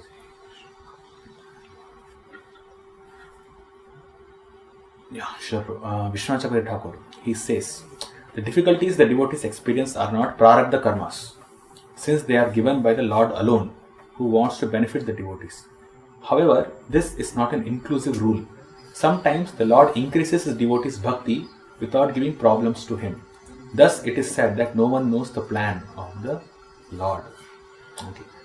So, he makes this point that not only the Pandavas, but even the difficulties which the devotees experience, they are also not part of this prarabdha karma. They are given by the Lord alone, who wants to benefit the devotees. Okay. But this is not an all-inclusive rule. It's not that, okay, Krishna will always do this. If he wants to intensify the relationship, chalo, give miseries. It's not like that. Okay. It's not an all-inclusive rule. Sometimes he increases the devotees' bhakti without giving problems to him. Okay. Without giving any problem. He gave opulence. He gave it to Dhruva Maharaj, even though he did not desire it after meeting the Lord. He gave it to Prahlad Maharaj, and Sudama. Yes. So, therefore, nobody can understand the intention of the Lord. Vishwanath Chakravarti Thakur specifically says, when he is translating this verse, he says that these Lord Shiva, Narada, Kapila, they know confidentially about his glories through direct contact, but they do not know his intentions. Okay, they can know the glories of the Lord, they can reciprocate with the Lord, but they cannot understand how he thinks. To understand the Lord's mind, his intentions, is impossible for the living entity. Okay. Yeah. Text 20. Yam manyase matuleyam priyam mitram suhrittamam akaroh sachivam dutam sauhrudadatha sarathim. O king, that personality whom out of ignorance only you thought to be your maternal cousin, your very dear friend, well-wisher, counselor, messenger, benefactor, etc., is that very personality of Godhead, Sri Krishna. Okay. So this verse is a continuation of previous verse, listing the various anubhavas or glories of the Lord in relation to his devotees. And I think this comment comes from Vishwanath Chakravarti Thakur. Okay, I have to check that. So he says, in times of adversity, Krishna remained with the Pandavas performing all of these roles. Correct? Yes. So how can one say that Krishna puts his devotee in difficulty? It may seem apparently that he allows devotees to suffer, but they don't suffer. Their dependence and surrender to Krishna increases unlimitedly and they experience intense spiritual bliss. Okay.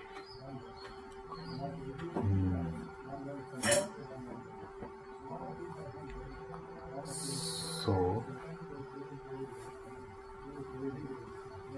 in the 18th verse, Bhishmadev says that this Krishna is the Supreme Personality of Godhead, is the first Narayana, and he is bewildered with the self-created energies, and even for the great Mahajanas like Lord Shiva, Narada and Kapila, it is not possible. They know his glories, but it is not possible to understand his intentions. And the same Lord has come as your maternal cousin, your dear friend, well-wisher, counselor, messenger and benefactor, and he is the same personality of God. So don't think that he is just your cousin, he is just your friend. He is the Supreme Personality of Godhead. Text 21. Sarvatmanah samadrisho hyadvayasyanaham krute tatkritam mati vaishamyam nirabadhyasya na kvachit. Being the absolute personality of Godhead, he is present in everyone's heart. He is equally kind to everyone and is free from the false ego of differentiation. Therefore, whatever he does is free from material inebriety. He is equibalanced. Okay, now Bhishmadev is telling the qualities of the Lord, and is saying that he has come as your friend and as your relative, and as your well-wisher, as your messenger, and things like that. But that does not mean that he is favorable to some, he is not favorable to some, or he is partial like this. He is the absolute personality of Godhead, and he is present in everyone's heart, and he is equally kind to everyone, and he does not differentiate based on the false ego. He is equally balanced. I think in the next works we will have more understanding. Yes. So understanding the position of the absolute truth. Because he is absolute, there is nothing different from him. He is Kaivalya. There is nothing except himself. He is Paramatma, or the Super Soul, present in everyone as a supreme guide, and therefore he is already the chariot driver and counselor of all living beings. Okay, so he is already the chariot driver of all living beings as Paramatma in our heart. Okay, now he becomes the chariot driver of Arjuna just for the reciprocation of loving devotion service. Okay. And for him there is no superior or inferior action. So from the particular context,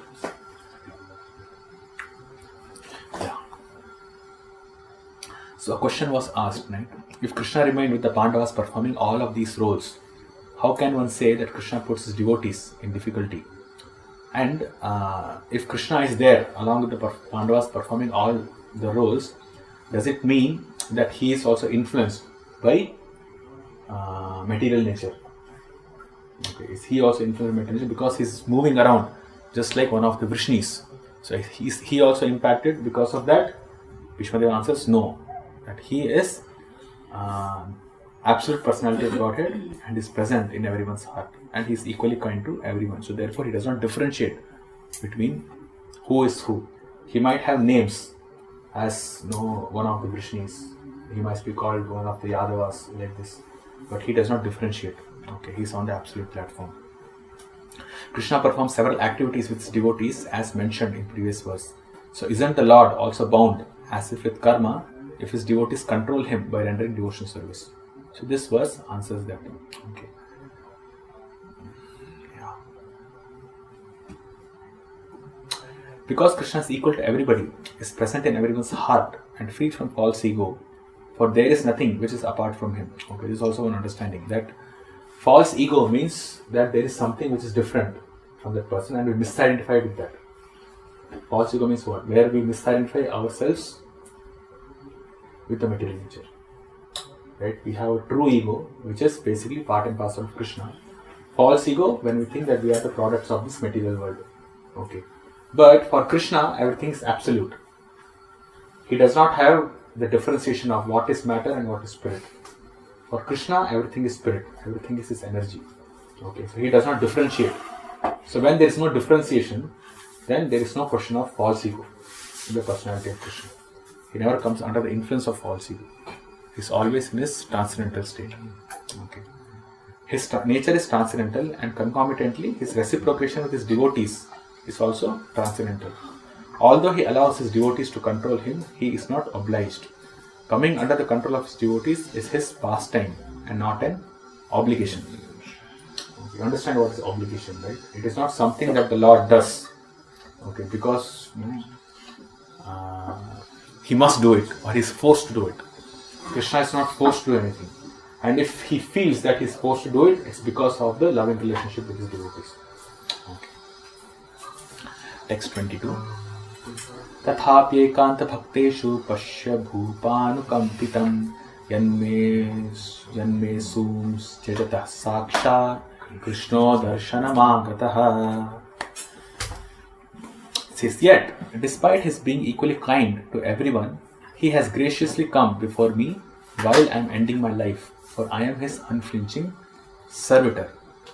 Okay, so the Lord is equal, but still he is favorable to the devotees also. Sama sarveshu bhuteshu name dveshosti na priyah ye bhajanti tamam bhaktya maiteshu chatyam. A living entity is so made by the will of the Almighty that he is most happy when placing himself in that condition of absolute dependence. Okay, so this is very important. Having unflinching faith in the Supreme Lord as one's protector, friend and master is a natural condition of eternal life. So as Prabhupada would say, it's not a superimposition. Right? It's not some imposition on the living entity. The devotional service is not imposition. It's a natural state. It's a natural state. Naturally one is a devotee. Okay. And if we are struggling in our practices, the struggle is unnatural. Okay. Struggle basically shows us how far we are from our goal. Okay, so the more naturally we tend to serve the Lord, then that basically means that we are in our natural condition as living entities. Okay, and if we don't have the natural inclination or natural attraction towards the Lord, means we are conditioned in that way. So this is a good way to understand how we are progressing in devotion service. Okay. Our progress in devotion service can be understood by how inclined or how interested we are, how attached we are to perform the practices of devotion service. How attached or how happy we are or how we feel when singing in kirtan, dancing in kirtan, okay, in showing interest in reading Vedic literatures, in following the regulations, the rules and regulations of devotional service. Rather than just doing it, obviously the practice is there, mechanically we do, okay. But this mechanical practice is also meant to purify. Okay, that should come, that state should come, not that we are 20, 30, 40 years, we are doing things mechanically only for 40 years, but there is no taste. Automatically taste should become, it should come, the taste should be there. That means that we are getting purified. Once the taste is there, then it means we are getting purified. So one can look at himself and understand how much he is purified or how much he is approaching the goal of pure devotional service properly by looking at how much interest, how attracted we are to the processes of devotional service. The more unattracted we are, the more affection we have for these practices, the more we have progressed. And if we are struggling with following the instructions of the spiritual master or not having intention or not having interest to follow his instructions, we are very, very, very, very far away. This is what you should understand. Okay, false egotism is the root cause of all problems. So we already know this. Misidentifying himself as fully independent and thus free to lord it over the material world is the problem. Okay, so we should have the condition of absolute dependence is the natural state, while the condition or the thought of becoming fully independent and lord it over the material world is false egotism. Okay, now this section explains that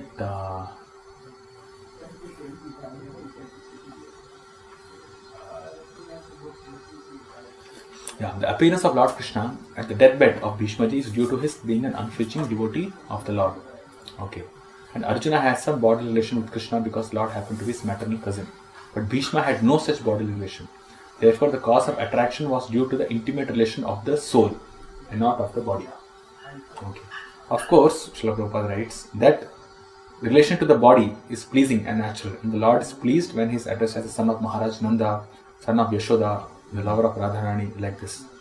But this affinity by body relation is another aspect or another feature of this reciprocating loving devotional service. But what Krishna is attracted to is we saw at the start of the class, right? Loving reciprocation with his devotees. Okay. So he is pleased when he is called in association with his devotees, but his inclination is that attitude that a devotee has. Okay. So this is the nature of love. Reciprocation in love makes the relationship sweeter. Such reciprocation is mentioned by Srila Prabhupada in the last paragraph of this purport. Krishna's devotees reciprocate his love, which endears him and attracts him. Bhaktyavesh mano yasmin vacha yannama kirtayan tyajan kalevaram yogi muchyate kama karmabhihi. The personality of Godhead who appears in the mind of the devotee by attentive devotion and meditation and by chanting of the holy name releases the devotee from the bondage of fruitive activities at the time of his quitting the material body. Okay, so this is Bhishma Dev speaking about the quality of the Lord, and he says that Bhaktyaveshya, okay, that devotee who appears, the personality of God appears in the mind of the devotee by attentive devotion and meditation. So that devotee who is meditating on the Lord appears in the mind. Okay. And what does he do? He releases the devotee from the bondage of fruitive activities at the time of his quitting the material body. So Srila Prabhupada, he explains the process of going back to Godhead. Okay. So he says, a yogi, devotee of the Lord, engages himself 24 hours daily. So you will see, Prabhupada will speak a lot about yogi and samadhi here. That's because of the meditation aspect that has come here. Okay, he says devotion and meditation. Meditating on the Lord. So one who meditates on the Lord, he is a yogi devotee. Okay. A yogi devotee of the Lord engages himself 24 hours daily in the service of the Lord, so that his whole attention is engrossed with the thoughts of the Lord in ninefold devotional service. Okay. Naming all these things. By such practice of yoga or linking up in the service of the Lord, one is recognized by the Lord himself, as it is explained in the Bhagavad Gita concerning the highest perfectional stage of samadhi. Right? Yoginam api sarvesham bhaktatenam prapnam shraddhavanuriteyanam sameyukatamo mataha. The Lord calls such a rare devotee the best amongst all the yogis. Such a perfect yogi is enabled by the divine grace of the Lord to concentrate his mind upon the Lord with a perfect sense of consciousness. And thus he easily chants the holy name while quitting his body. It's very important. A perfect yogi is enabled by the divine grace of the Lord to concentrate his mind upon the Lord. Okay, so the Lord gives he himself enables the devotee to meditate on him. Okay, to whom? That devotee who has always rendered devotional service. It says here, correct? By such practice of yoga, what is that practice? This ninefold devotional service. By this practice of yoga, of ninefold devotional service, okay, one is recognized by the Lord himself. Okay, and the Lord calls such a rare devotee the best amongst all the yogis. So one who renders devotional service by these 9 different processes, Lord recognizes and he calls that devotee as the best amongst all yogis. And this perfect yogi is enabled by the divine grace of the Lord to remember himself, to remember Krishna at the time of death. Okay, and in Bhishma's case, he was personally present. Okay. Right, text 24. Sadeva Devo Bhagavan Pratikshataam Kalevaram Yavadidam Hinomyaham Prasannahasarunalochana Prasannahasarunalochanollasa Mukham Bhujo Dhyana Pathaschaturбhujah. May my Lord, who is four-handed and whose beautifully decorated lotus face with eyes as red as the rising sun is smiling, kindly await me at that moment when I quit this material body. So Bhishma Dev. Prabhupada speaks about the humility of devotee and says Bhishma Dev was approaching Vaikuntha Dham just after leaving his material body. Still, as a humble Vaishnava, he desired to see the beautiful face of the Lord. But after quitting the present body, he might not be in a position to see the Lord anymore. Right? So Bhishma Dev, even though it is said that he is going back home, back to Godhead, but still, out of humility, he does not know, he does not think, okay, I'm going to the spiritual world after this death, why should I lament? Not like that. He still has a desire to see the Lord, and he is behaving as if he does not know what his next destination is going to be. Okay. So that shows the humility of Bhishma Dev. And his desire is that the Lord stay in front of him. A pure devotee is never anxious, very anxious to go back to the kingdom of God. He entirely depends on the goodwill of the Lord. He is equally satisfied even if the Lord desires that he go to hell. And this was Bhishma's mood. Bhishma, he is not thinking that he should go back home, back to Godhead by looking at the Lord. It's just that he is his eternal Lord and he wants to look at him while passing away, because who knows, in next life wherever he is going to be, and he might not have the opportunity to see Krishna face to face like this. So this Bhishma's mode is devotional in that way, that his pure love for Krishna is just to see him. He is not expecting Krishna to take him back home, back to Godhead, or give him a position, different kinds of liberation, Sarupya, Salokya, Samipya, nothing of that sort. I just want to see my Lord. When I leave my body, I just want to see the Lord. I don't want anything else, any other benediction. Okay, so if we see the way these verses have flown, from 12th to 17th verse, okay, Bhishma Dev specifies the Pandavas and he speaks about how providence is the real cause. In case of pure devotees, the providence is directly the manifestation or the mercy of the Lord himself.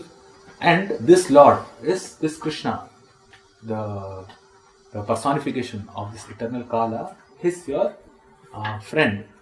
He has been with you. You are an intimate friend, but you do not think that he is partial to you, or you do not think that even though he is there with me, still we are suffering. So therefore, there is some inebriety in the Supreme Lord. Those things are not there. The Supreme Lord is absolute. He does not favor anyone, or he does not curse anyone. He is not favorable to anyone, or he is not unfavorable to anyone. He is always equivalent. Okay, and the same Supreme Lord has come in front of me, and then with his own devotional mood, he recollects or he speaks about the glories of the Lord, and then he requests that the Lord remain in front of him when he is leaving his body. So the next verse is Maharaj Yudhishthira, understanding Bhishma's mood, that he is ready to leave this world because Krishna himself has come in presence of him. He will ask him the questions about dharma. Okay, and those things will be explained by Bhishma Dev. And finally, once that is done, then he will stop speaking and he will meditate on the Lord, recite his prayers, and then attain samadhi, nirvikalpa samadhi, goes back to God. So these things we will see in the next class. So if you have any questions, then you can take some questions. Yes.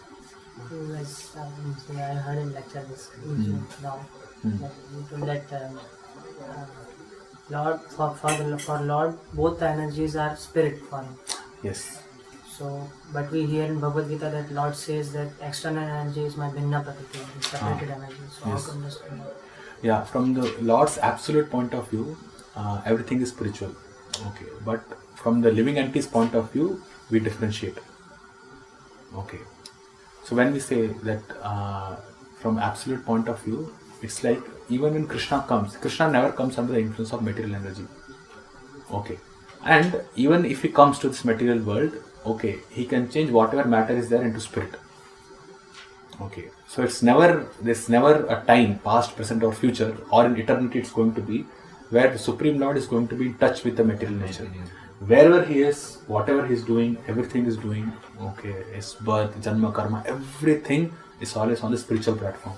So that way, he does not have two things to look into. Or he never has two things. He has only one thing, his internal potency. Everything is spiritual for him. Okay. But from the living entity's point of view, there are two things. There is his internal potency and there is his external potency. And external potency can influence the living entity. But the external potency can never influence the Supreme Lord, Krishna. Okay. So for Krishna, everything is spirit. His vision is absolute. His energies are absolute also. Okay. But his separated energies, even when Krishna, when he incarnates, come to this material world, which is so-called separate energy, he is under the separate energy, and that time also he is not under separate energy. He is not under the influence of the separated energy. Only the living entity comes under the influence of separated energy. So that's how we understand. For Krishna, everything is spirit. All his activities, all his interactions, his speech, everything is spirit. Okay. And for living entity, it's not like that. For living entity, his Tathastha Shakti, his intermediate. So he has to situate himself either in this internal potency or external potency. So in that way, even this verse, Krishna specific speaking, Bhumi Rapanulavayu Khammanubhuti Ahankara iti me bhinna prakriti rashtada. And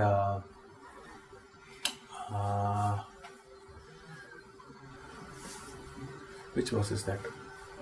7. This is 7.5. Right? 7.4 and 7.5. Apariyamitastvanyam is one, and then this Bhumirapo is one. And which verse is it? Yaye dham dharite jagat. Which verse is that? Yaye dham dharite jagat. Sutra. Yaye dham dharite jagat. What is that? Mama Yunir Mahat. No, that one. No, not that one. That is the next one. Mameyasho Jivaloke Jivabhuta Sanatana Manasasthani Dhyane Prakriti Sthana Pashati. Okay, I think this verse will also work, no? ज्ञानं ते हम समे ज्ञानं विदं वक्ष्यामि यज्ञात्वा ने भूयः ज्ञातव्यं मनुष्य मनुष्याणां Saraswati Shukashidha Siddhi Stavati Dana Kashimam Vidapodha Bhumi अर्थ भूमि रखो. Okay, anyways, this verse is Mamevamshu Jivaloke Jivabhuta Sanatana Manashasthani Indriyani Prakriti Sthani Karshati. So because this Manashasthani, the sixth sense, Manashasthani Indriyani, along with other senses, Prakriti Sthani Karshati. I don't know the exact translation. This one verse where Krishna says that because of the influence of the mind, now he is bewildered and is influenced by the external energy of the Lord. Maya tatam idam sarvam jagat avyaktam murtina mastani sarvabhutani nachaham tishvasti. Yeah, Jiva Bhutan Mahabaho. I think this is the one. Yes, Aparayam is this one. Previous verse itself. Okay. So Aparayam vitastvanyam prakritim vidhi me param Jiva Bhutan Mahabaho Edam dhariti jagat. Went all over, full circle, but it was the previous verse. Okay. So even Jivas, even though they are the transcendental Prakriti, the Para Prakriti, still they get influenced by the external energy. So Krishna himself explains that. But Krishna, he never gets influenced. Maya tatam idam sarvam jagat avyaktam murtina matsthani sarvabhutani chaham. What is that? This avyaktam vyaktam avarnam vannite mahabuddhya param bhavam jananto mavyayam anuttamam. Okay, that verse is also there. So he is never under the material influence. Okay. Avajanti ma mudha manashim tanva. Even though I come as a human being, param bhavam jananto mamavyayam anuttamam. I am beyond this material energy. So for him, even though he comes, he is beyond. Okay. So for him, everything is absolute. But from the living entity's point of view, they have to differentiate external potency and internal potency like this. So this is inconceivable, this achintya. Okay. Even though Krishna says there are two potencies, for him everything is spirit. From his vision. From the vision of the living entities, there are two things. Both are energies of the Lord, and because Krishna is saying there are two things, internal potency and external potency. But from Krishna's point of view, everything is spirit. How to understand this? This is our achintya, this thing. Difficult to understand. Or make sense out of it. We can understand that we can accept it that way. That is our understanding. But to make sense of it, it's difficult. Okay, that's our achintya principle. Okay, anything else? Shrimad Bhagavatam की, जय। श्रील प्रभुपाद की जय।